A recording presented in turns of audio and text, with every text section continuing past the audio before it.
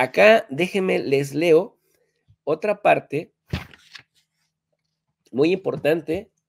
de la importancia. Estamos en mi libro, capítulo 1 de mi libro, El conflicto palestino-israelí, y estamos leyendo los orígenes del sionismo. Con la destrucción del Imperio Otomano, por un lado, y el dominio británico en el Medio Oriente, por el otro, el sionismo tenía posibilidades reales de conseguir el territorio pretendido en Palestina, mientras que a Gran Bretaña eso le permitía obtener más apoyo financiero del judaísmo británico. Los británicos alentaron al movimiento sionista para evitar que Alemania y Austria atrajeran el apoyo del judaísmo mundial y sobre todo el financiamiento de aquellos que vivían en Estados Unidos. La máxima muestra de apoyo británico al sionismo fue la Declaración Balfour, la cual estipulaba su complacencia para que los judíos adquirieran territorio en Palestina. Gran Bretaña se comprometía a reconocer el establecimiento de un hogar nacional judío en Palestina, tal como lo señala la misma Declaración Balfour.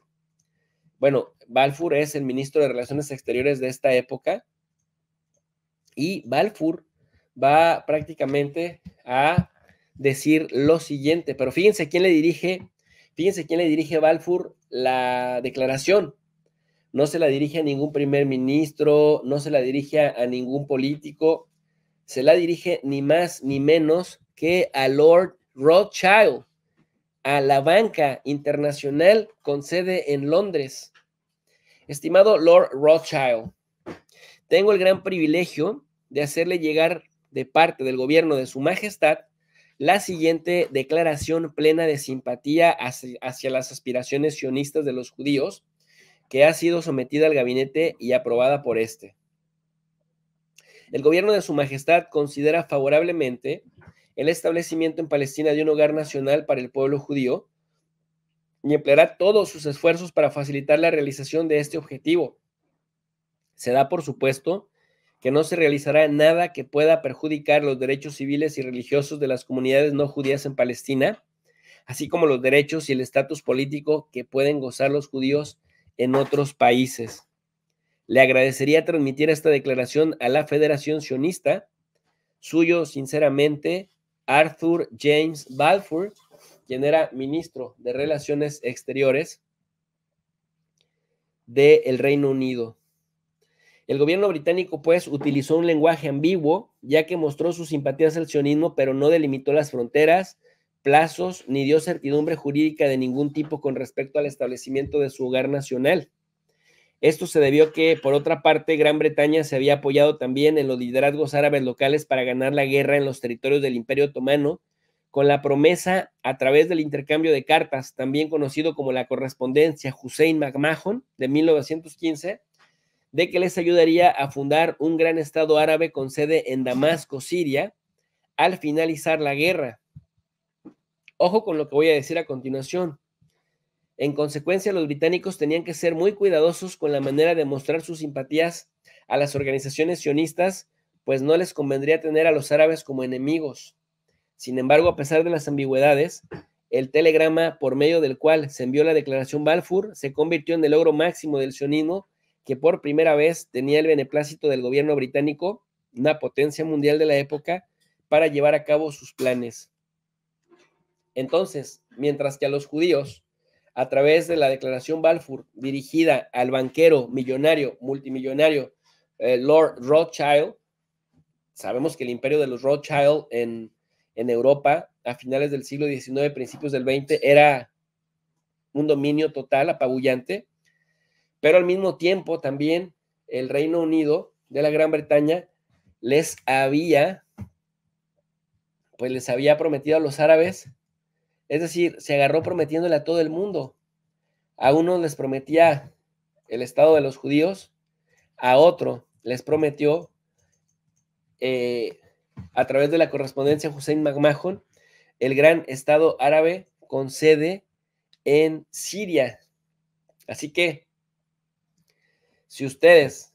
me ayudan a identificar a una potencia mundial culpable de el desastre que se ha convertido la relación conflictiva en esta región del mundo, pues es la Gran Bretaña, porque la Gran Bretaña, por aquí, por allá y más allá, se encargó de partir la tierra como si ellos tuvieran la potestad de hacerlo, y en pequeños territorios puso a enemigos o los hizo pelear como adversarios, y a comunidades que estaban unidas las dividió, las separó. A grandes rasgos, también le hizo una promesa a Francia.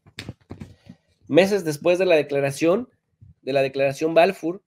Gran Bretaña y sus aliados ganaron la guerra. De esta manera, la reconfiguración geopolítica en el Medio Oriente tomaría los rumbos que ya se habían fijado desde mayo de 1916 en los acuerdos Sykes-Picot. Con la victoria, los aliados europeos, Francia y Gran Bretaña, impulsaron un sistema de mandatos sobre las provincias árabes del Imperio Otomano, desmembrado, en la recientemente creada Liga de Naciones. Esta organización internacional emanó a su vez de uno de los 14 puntos que presentó el presidente de Estados Unidos, Woodrow Wilson, al término de la Primera Guerra Mundial, y se le facultó para ser la encargada del nuevo orden mundial de esa época, dentro del cual se consideró el nuevo sistema de mandatos. A través de este sistema, las potencias mandatarias asignadas por la Liga de Naciones se arrogaron el derecho de preparar dichos asentamientos para su independencia hasta que se pudieran gobernar a sí mismos.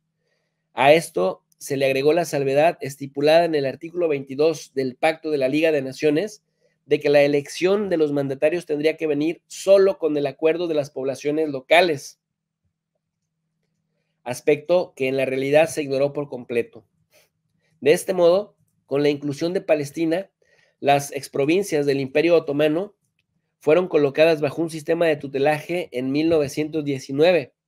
Y ojo con este dato, la administración de Palestina le fue otorgada de facto a la Gran Bretaña en la Conferencia de Paz de San Remo en 1920, pero se oficializó hasta 1922. De acuerdo con Yehoshua Porat, tanto Gran Bretaña como Francia plasmaron oficialmente en la Liga de Naciones lo que ya se había establecido en el acuerdo Sykes-Picot. Francia se quedó con la administración de los países que ahora se conocen como Siria y Líbano, mientras que a Gran Bretaña le fueron concedidos Irak y Palestina, en la que los británicos separaron y crearon inmediatamente el Emirato Árabe de Transjordania. Por eso el sionismo revisionista quiere, ojo, que Jordania también sea parte del gran Israel, de Eretz Israel. Y bueno, en este sentido, el Emirato Árabe de Transjordania se lo entregaron al rey Abdallah y evitaron la colonización sionista de esa parte. Ya con el consentimiento previo de Francia, los británicos mostraron desde el principio de esa administración la intención de prepararles el camino a los sionistas para que concretaran el objetivo de establecer su hogar nacional en Palestina, que ya para entonces estaría bajo su mandato. El argumento de Yehoshua Porat se basa en la diferencia de mandatos que se aplicaron para Siria y Líbano por un lado y para Irak y Palestina por el otro. En el primer caso, destaca que al mandato se le exigía preparar una ley orgánica en un plazo de 3 años a partir del momento en que entraría en vigor su mandato. En ella, Francia tenía que tomar las medidas necesarias para que Siria y el Líbano fueran estados independientes en el menor tiempo posible, mientras que en el segundo caso, solo se daba autoridad legislativa y administrativa al mandatario, pero no se le exigía que preparara al país para su independencia, sino para la llegada de nuevos pobladores judíos sionistas, por lo que solo se aseguraba una estabilidad política en la zona. Así que, como pueden ustedes observar, el Reino Unido de la Gran Bretaña hizo 3 jugadas durante la Primera Guerra Mundial. Jugada número 1, la correspondencia Hussein McMahon de 1915, en donde le ofrecen a los árabes, al jerife de la Meca, que pelee en contra de los turco-otomanos en la Primera Guerra Mundial para que prácticamente se vayan en contra de los otomanos y puedan pelear del lado británico, y entonces podrían tener su estado en Damasco, Siria, cosa que se aprovechaban del panarabismo y del panislamismo que querían juntar justamente ahí el gran Estado Islámico. Pero luego en 1916 se firman los acuerdos Sykes-Picot, la promesa a Francia de que si ganan la guerra, le daría Siria y el Líbano. Imagínense ustedes la desfachatez, porque es como el clásico vendedor, el Reino Unido de la Gran Bretaña, el clásico vendedor que te vende, pero no te da el producto, pero luego al día siguiente se lo vende otro también y no le da el producto, y llega un tercer cliente y también se lo promete, y al final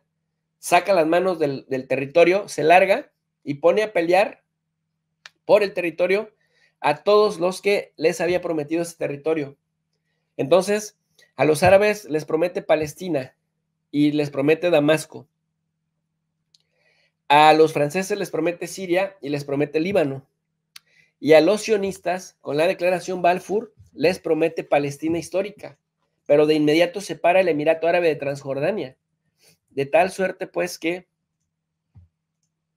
si ustedes se fijan, después saca las manos de allí y literalmente se va.